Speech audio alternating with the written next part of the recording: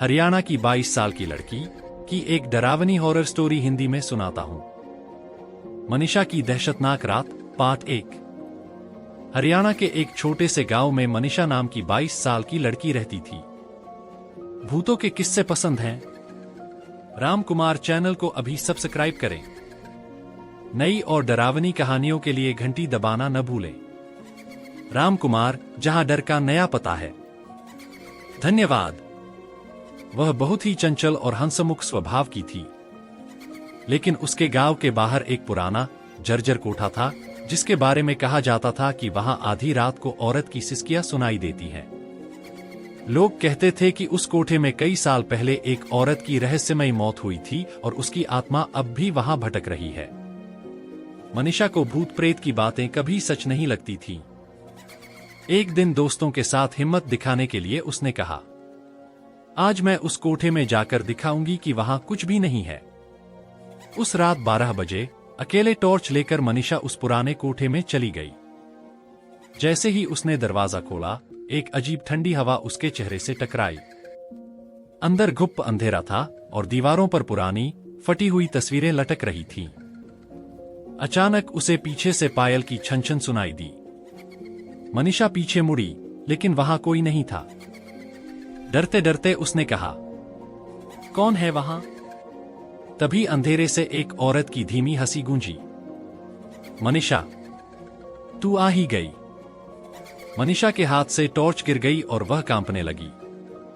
अचानक उसके सामने सफेद साड़ी पहने एक औरत प्रकट हुई, जिसका चेहरा जलने से बुरी तरह बिगड़ा हुआ था। उसकी आंखें लाल अंगारों की तरह चमक रही थीं।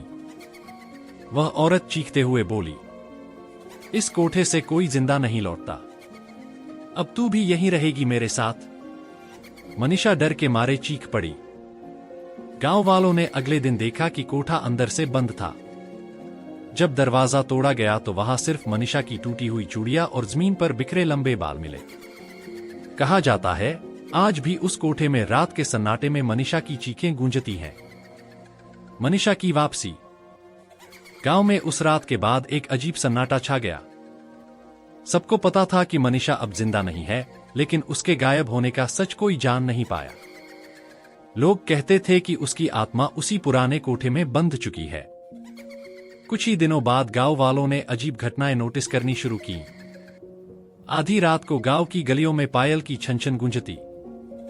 कुएं के पास औरत की परछाई खड़ी दिखती, लेकिन पास जाते ही गायब हो जाती।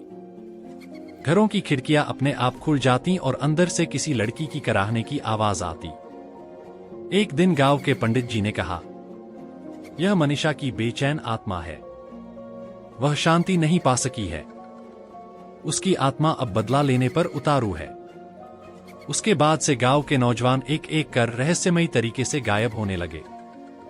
कहते हैं, जिन लड़कों ने मनीषा के गायब होने पर मजाक उड़ाया था, उन्हें रात में उसकी परछाई अपने घर में दिखाई देती और फिर अगली सुबह वे कहीं नहीं मिलते। लोग डर के मारे गांव छोड़ने लगे। कोठा तो जैसे मौत का घर बन गया। एक रात गांव के चौधरी साहब ने हिम्मत करके कोठे में घुसने का फैसला किया। हाथ में मशाल लिए जब वह अंदर पहुंचे तो अचानक कमरे की दीवारों पर खून से लिखा दिखाई दिया, मैं मनीषा हूं और मैं कभी शांति नहीं पाऊंगी।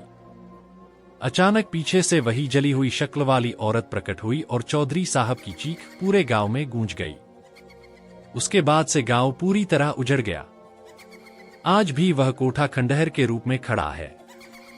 रात में जो कोई भी वहां से गुजरता है, उसे एक लड़की की रोती और हंसती दोनों आवाजें सुनाई देती हैं। तो दोस्तों, कैसी लगी आज की कहानी?